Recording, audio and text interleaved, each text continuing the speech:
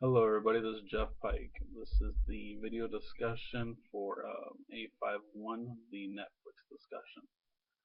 First question, Netflix's retail strategy mix is, this I feel is a very low-end strategy based upon our text on page 115. A low-end strategy has low rental locations, seeing as how Netflix does not have any. It's all online. I feel that's a fairly low number of rental locations. Netflix does not have any additional fees. In fact, it has been my experience that Netflix will go out of their way to please the customer, sending extra DVDs if one is lost, sending an extra movie if you have one on your queue that is not available, and their continued excellent customer service. Netflix has limited facilities.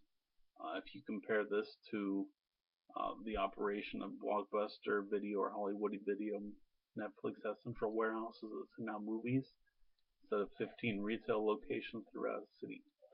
Last piece of the mix is the price-sensitive consumer. It's hard to argue that you get 2 DVDs a week for 4 weeks, approximately 8 movies for $15 is much better than that $5 a movie that people were spending through Blockbuster or Hollywood Video.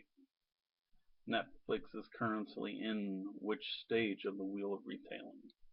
Within the wheel of retailing, I would say that Netflix has found a way to take the low prices and price-sensitive customers of the low-end strategy and mix them with the improved facilities and broader base of value and service-conscious consumers.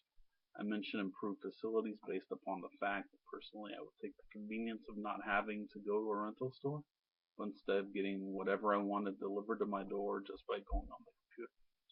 In regards to pricing, I mentioned Blockbuster was about $5 a movie. The price went down towards the end, but you were still paying, a good amount of more than people are paying through Netflix. The price point could appeal to the price-oriented shopper. Another plus that Netflix has going for it is dominant assortments. If you looked at Blockbuster when it was around, it had maybe 5,000 movies, give or take, and you were limited to the movies in the store. Looking at the number of movies that Netflix says it has, over 93,000 movies and TV shows.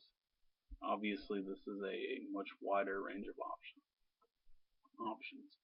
What I've talked about so far does not incorporate the number of movies and TV shows that you can stream included with your membership, taking the number of possibilities even higher.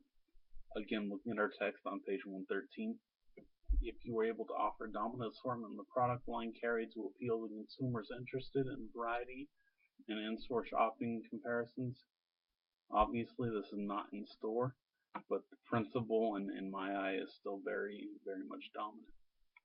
Netflix imaging positioning strategy is, last question, I felt Netflix's positioning strategy was to dominate the rental industry, which it did. As mentioned in Business Insider, after launching in 1997, the service simply killed the traditional DVD or video store. Their catalog was huge, it was so simple. If you look at Netflix's growth on the NASDAQ stock exchange within the last approximately 10 years, the price of a share has gone from around $30 to around $450. I don't recall any companies in the past that I can remember that have been as dominant as Netflix has been. So, thank you for watching.